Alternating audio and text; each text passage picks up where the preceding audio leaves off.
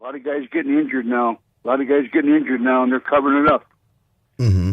And let's talk as much as we are able to discuss this class action suit that you have been involved with against the WWE. What made you decide to to take this route, and are you surprised that you have been able to take it as far as you've headed so far with this? What has really happened was when I broke my arm. Now we'll go back to 1987. I had never been injured in any other territory you're ever in professional wrestling. You're always home every night. You drove by car. You never flew. I mean, these didn't fly. Every territory, you were home every night with your family, your wife. You had a life. Mm-hmm. But when WWF came around, you flew 5 days a week. New York to L.A., L.A. back to Florida, Florida back to Montreal, Montreal to Calgary, Calgary to Texas. You'd work 6-7 days a week, and you had that day off. You didn't even want to go home, because you were so tired, exhausted. If you did, your wife or girlfriend, whatever, your family members, you couldn't even have no time at home. And that's where the business started to take that turn for the ugliness to the drugs. And when you got hurt, which most of the wrestlers, 90% did, took steroids and got hurt, it was held internally. We were not allowed to go to ER rooms. So everything was internal, with all of Vince McMahon's doctors internally taking care of us with drugs, morphine, whatever it was. Mm-hmm. You may, of course, that is well documented too. When McMahon went to trial with his doctor, Dr. Zahorian, a guy who was very well known backstage at WWF events. Correct, Glenn. Dr. Zahorian was just one of many. Believe me, he wasn't the only one. The biggest secret that Vince kept was the fact that, in fact, he was busted too. He got like 138 packages from Zahorian alone that went to Titan Sports in Connecticut in his office. He said it was vitamins, I guess, but it wasn't vitamins; it was drugs. And every wrestler, we were at the hotels waiting for the drugs to get there. And when I broke my arm, fractured my arm and my back, I got hooked on Vicodin and morphine for about 6 months, and then I just got hooked on the pills. But WrestleMania 3, I was in the event with 100,000 people. You tell me what happened in the event, I really don't even know. All I know is I got 20 stitches and I was knocked out and had a severe concussion. That's all I remember in the match. Mm-hmm. And a match sutured up in the dressing room. And a match that you happened to work with another guy who left us way too early, another one who got on that pro wrestling hamster wheel and really ended up leaving us way too early, was Ray Hercules Hernandez, another one of your fallen brothers who you had quite a lot of experience with both in the ring and getting to know the guy outside of the ring.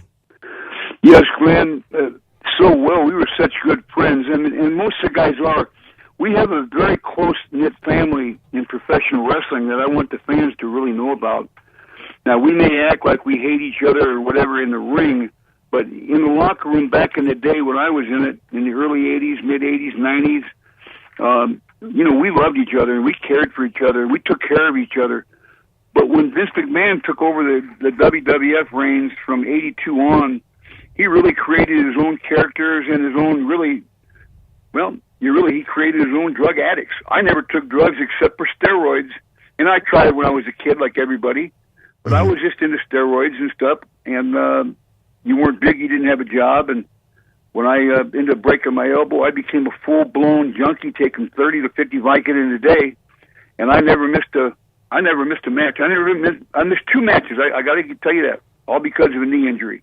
The pro wrestling world, it's not unlike the NFL and the NHL, though it is a predetermined sport. It's just as much with the full contact, if not more than those leagues, because, the NFL and the NHL, they get to have their off season where they can kind of heal their bones and stuff. Where the world of professional wrestling, if you miss more than a couple of gigs, a couple of matches due to an injury, you got another guy waiting to take your place. So it is really much that, if you get off the hamster wheel, it's going to be hard to get back on again. So it was really that whole competition thing as well to keep your spot that's really kept you out there and going out there with the injuries and developing those addictions. You act like you're a professional wrestler. I tell you, you've got it right on the money. That's basically what it was. What I called it after a while was we were the flying drug addicted prostitutes, and the promoter Vince McMahon was the pimp promoter. because a lot of guys will even tell you, they'll tell you today, or they haven't challenged anything I've said. We got 51 wrestlers signed up. We got the best attorney team from the NFL. They defeated the NFL last year for $1.2 billion. And they have unions, and they defeated the NHL, and they have unions. Major League Baseball, they have unions. Everybody's got unions but professional wrestling. And Vince wants that control. Vince McMahon has to have that control to say who wins, who loses, who he pushes, who he doesn't. And that's the whole competition. You get injured, there's a guy ready to take your spot, and you're making seriously $8,000 to $10,000 a week. So for anybody that wants to say, well, why don't you didn't like it, get out of there. Well, you couldn't. That's a lot of money to leave, first of all. And he also had you under lock and key for a year. You couldn't work for nobody else for a year. With the non-compete. And there was nobody else anyway, Glenn. Well, yeah, because basically Rome was burned down to the ground with the guys with the territory systems becoming null and void, and your only nearest competition was, working for what eventually became the WCW. But still, I mean, it wasn't like the 70s or the 60s where, you took your tent, you took out your tent poles after 6 months or so, and you moved on to another territory. If you were lucky enough, you got a year in a territory if you were a hot face or something. Correct. They used to go territorialized. You'd be like in Portland for 6-9 months, and you'd leave, and you'd switch partners all the time, so you wouldn't get stale. And that's what's happening with the WW.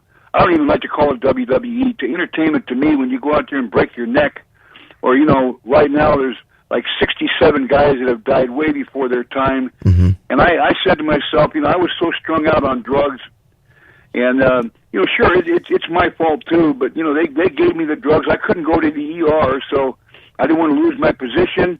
I got hooked on the drugs there with the doctors that Vince had there, and all the other guys did, too, but most of the guys ended up committing suicide because of the concussions and the head trauma. I tried it myself. I failed. A Marine saved my life. It's a long story, and 9 months ago I seen this NFL thing. He said, if you ever been to the WWF, you could be worth millions. Call this number. I called. I showed him my WrestleMania tape, WrestleMania 3, and then I got the doctor's report where I have real serious concussions and head injury, and I'm diagnosed with 3 different types of, I can't really say it over the air. I've been told not to by my legal counsel, but it's pretty permanent. And most of the guys that are living, they're called the Walking Dead. They're on this lawsuit. Mm-hmm. And a lot of them are in wheelchairs. And it's not unlike the CTE thing that was, discovered and really brought into the light by the NFL with their concussion lawsuit against some of the veterans. Well, see, 2004, the NFL in 2004, they started understanding the concussion, so they came out with it. Well, McMahon knew all about these concussions. I mean, these guys are dying off. My goodness sakes, it started with me on the plane. I overdosed on a plane. I'll tell you a horrific story. I'm on a plane with Rick Rude, Dino Bravo, and Brady Boone, who all by now are dead, overdosed or died in a car wreck or were murdered. And they're all dead. I was on the plane, and I overdosed on Vicodin. I took about 20. And Rick Rude gave me mouth-to-mouth on the plane. They had an emergency landing in North Carolina. When I got there, they said I had to either have a pacemaker put in or have electrical shock treatment. Oh, wow. My heart was only beating like 42 times in an irregular heartbeat. So I said, well, hey, go ahead, give me the electrical shock treatment. Mm-hmm. Right away, they rush in, put a rubber grommet in my mouth. All these nurses around me, they're shaving my chest, got these suction cups all over me, and all of a sudden, boom, I got hit with 2 baseball bats in the temple. Well, I'm getting pressure from McMahon to get back to work, so I had to leave the hospital out of ICU, sign myself out of ICU. I flew back to Portland, Oregon, where I'm talking to you from right now. Vince called me, didn't ask me how I was, not one time. He said, you got to make the California shows because you're a semi-main event and you're headlining one of them. I said, Vince, I almost died on the plane. He goes, well, that's your effing fault, man. You overdosed. I said, well, that's your effing fault because you gave me the effing doctor. Sirs. Well, I made the shows because I'm a man of my word. So that's an example of how he pushed you to the limit and why these guys all end up dying out so young.